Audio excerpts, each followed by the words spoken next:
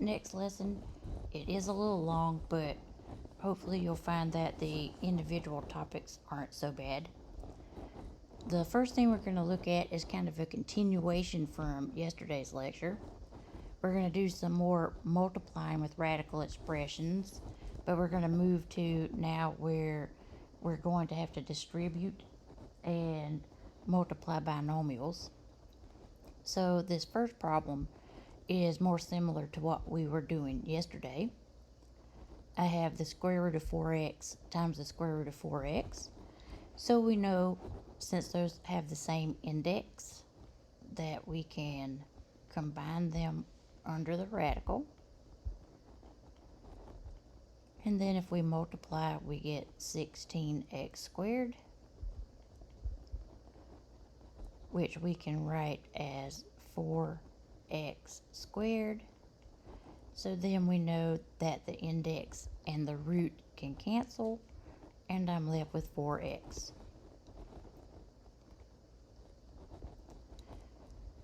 For the second problem, now I have the square root of 3 times a binomial. So for this one, we're going to need to distribute. So I have square root of 3 times 7, and I'm going to write it in this order. Sorry.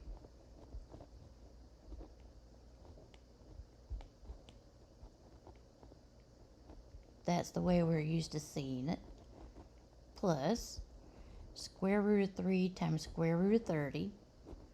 Those are both square roots, so we can write it like this.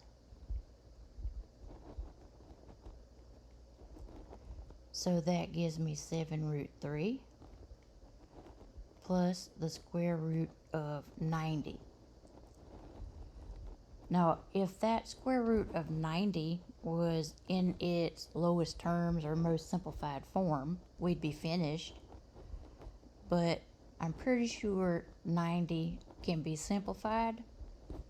So let's go over on the side here for a minute. And let's list factors of 90 and see if we can find one that has a perfect square. So of course 1 times 90 is first. That won't be helpful. If you keep going, 2 times 45, 3 times 30, none of those are perfect squares. 4 won't divide in evenly. 5 times 18, 6 times 15, still no perfect squares. The next one that will divide evenly is 9, and finally we have our perfect square. So we can rewrite the square root of 90 as the square root of 9 times 10.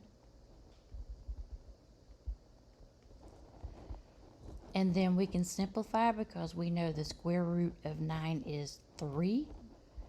So that can come out 3 times the square root of 10. Now, we can't combine these because they are not like terms. The first one has a square root of 3 and the second one has a square root of 10. So that is my final answer. Alright? Now for the third problem, you see I have a binomial and it's squared. So the first thing to remember is when we were dealing with polynomials, we talked about what this means. If it's squared, it means we're multiplying that thing times itself. And for the next problems 3 through 6, where we're multiplying a binomial times a binomial, you still have all of the options that you had when we were doing binomials with polynomials. You can use the FOIL method if you like. You can use the distributive property, or you can use the box. I think I'm going to show the box because with these roots and stuff in here, I think it's kind of helpful to have that visual, but you don't have to do it that way. You can use any of the 3 methods. So remember, with two binomials, if we make the box, I'm going to put the first binomial down the side and the second binomial across the top, and then we just multiply each box. So the square root of 3 times the square root of 3, that's going to be the square root of 3 times 3, which is square root of 9. Now, be careful with roots and numbers. This one is a number times a root, so it's going to be 5 square root of 3. The next one is also 5 square root of 3. And then the last one is 5 times 5 is 25. So if I bring my terms that I got from the box,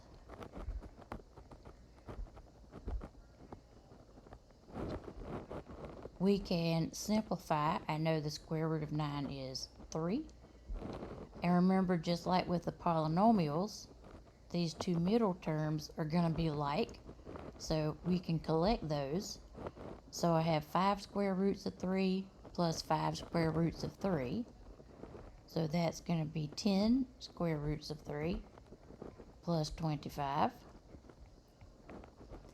And then, of course, we can also collect the 3 and the 25. So 3 plus 25 gives me 28 plus 10 square roots of 3. And that is our final answer. Okay? Alright, let's look at number 4. These are already written out as the two binomials. So I'm going to go ahead and draw my box. So I have 2 square root of 7 and a positive 3. 4 square root of 7 and a negative 5. And if we multiply, I have the 2 times 4 on the outside gives me an 8.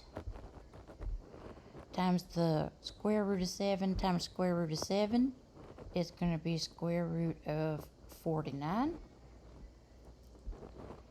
For the next one, we have 2 times negative 5 is negative 10 square root of 7. For the third one, 3 times 4 is 12 square root of 7. And for the last one, 3 times negative 5 is negative 15. So if I bring my terms from the box,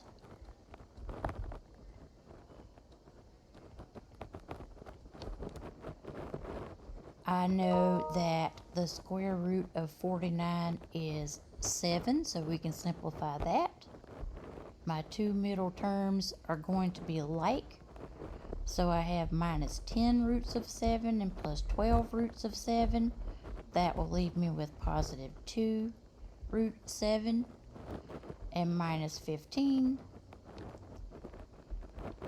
And then 7 times 8 is 56 plus 2 root 7 minus 15. And then, of course, we can combine our numbers. 56 minus 15 gives me 41 plus 2 roots of 7. And that should be my final answer.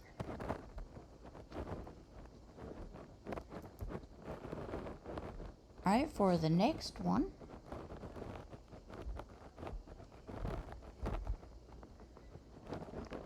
I have 3 square root of 5 and a positive 2, 4 square root of 3 and a negative 1. So we get 3 times 4 is 12 times the square root of 3 times 5 is square root of 15. 3 square root of 5 times negative 1 is negative 3 square root of 5. 2 times 4 square root of 3 is 8 square root of 3. And 2 times negative 1 is negative 2. To save space, I'm going to try to write this one under here. My terms now are 12 square root of 15 minus 3 square root of 5 plus 8 square root of 3 minus 2.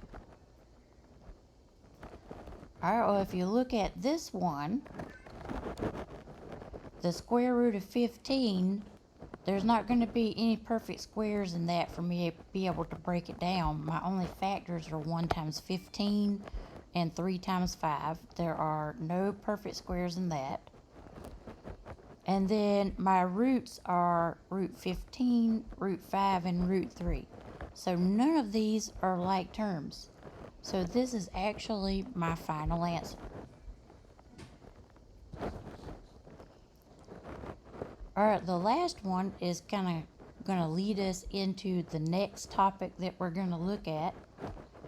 If you pay attention to the terms in this one, I have 2 plus the square root of 5 times 2 minus the square root of 5. So we've dealt with this situation with polynomials. So let's put it in the box. I got 2 square root of 5 to negative square root of 5. So in the first box, 2 times 2 is 4. In the second one, we'll get negative 2 root 5.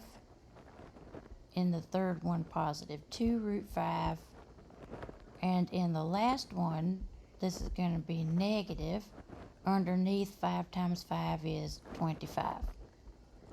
So if I bring my terms,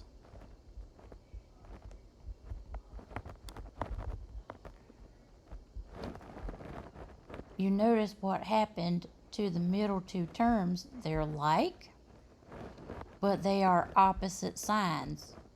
And this happened with the polynomials as well, when one was a plus and one was a minus, if you remember that. So these are going to cancel out or add to 0. So I bring down the 4 minus. We know the square root of 25 is 5. And this just leaves me with an answer of negative 1. So this is going to be an important concept that we're going to use throughout the rest of this lesson. The next thing we're going to look at are conjugates, and it's going to come from that problem that we just looked at. Rationalizing the denominator of a radical expression. We did that in the last lesson. It is meant to eliminate radicals from the denominator. Remember, I said somewhere along the way, some math person decided that we shouldn't have roots in the denominator. So if the denominator is a binomial with a rational part and an irrational part, don't worry about that. It basically just means that if you look at the two problems, we've got a number and then a root. Then we're going to need to use a conjugate. And it turns out, if we use, like we did in that very last problem, if we have a plus the square root of b and a minus the square root of b, those are conjugates.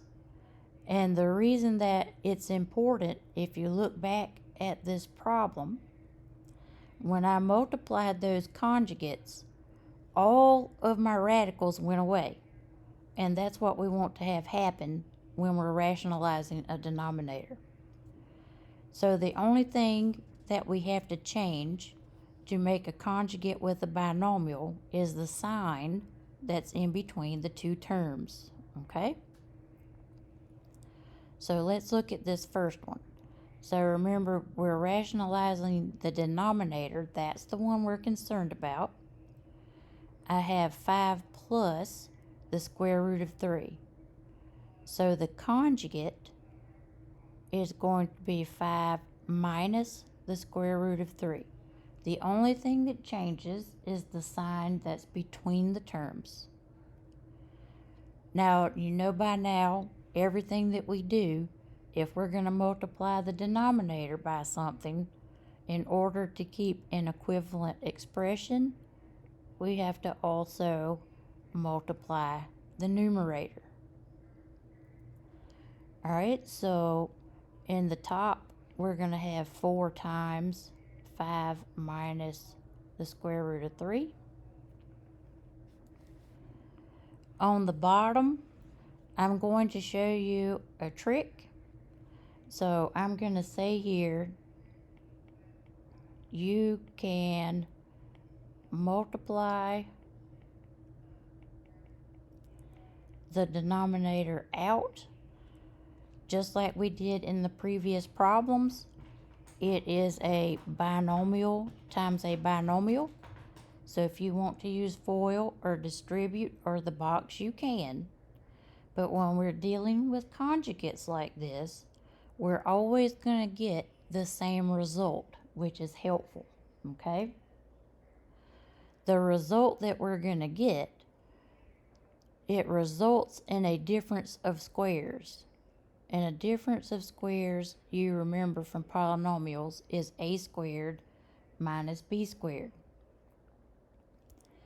So in this problem that we're looking at,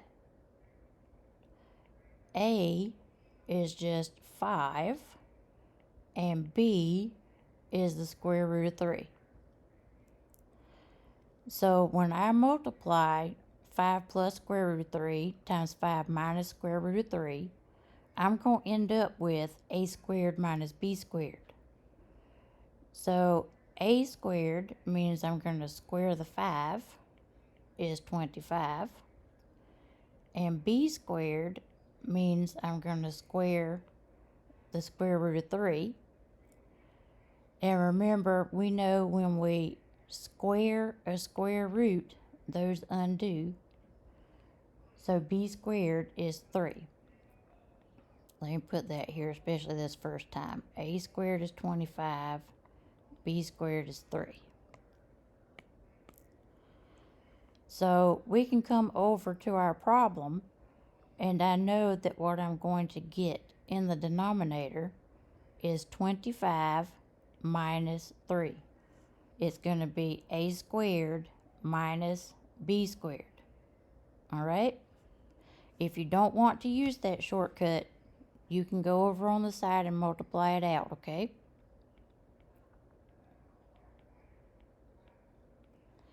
Now all I have to do is simplify.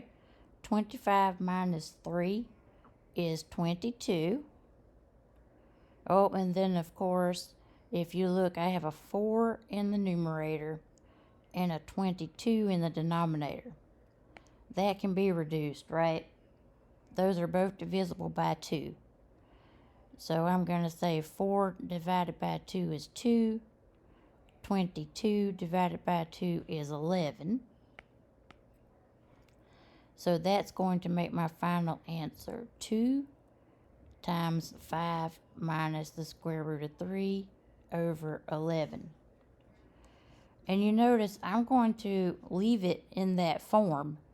If you want to distribute the 2 through there, you can. But with most of these problems, kind of like back on test 2, if you leave things in their factored form, it's just easier and nicer to see if there's something that can reduce, okay? All right, let's look at one more of these. And of course, the only difference is this time I have 2 minus a square root of 3 in the bottom.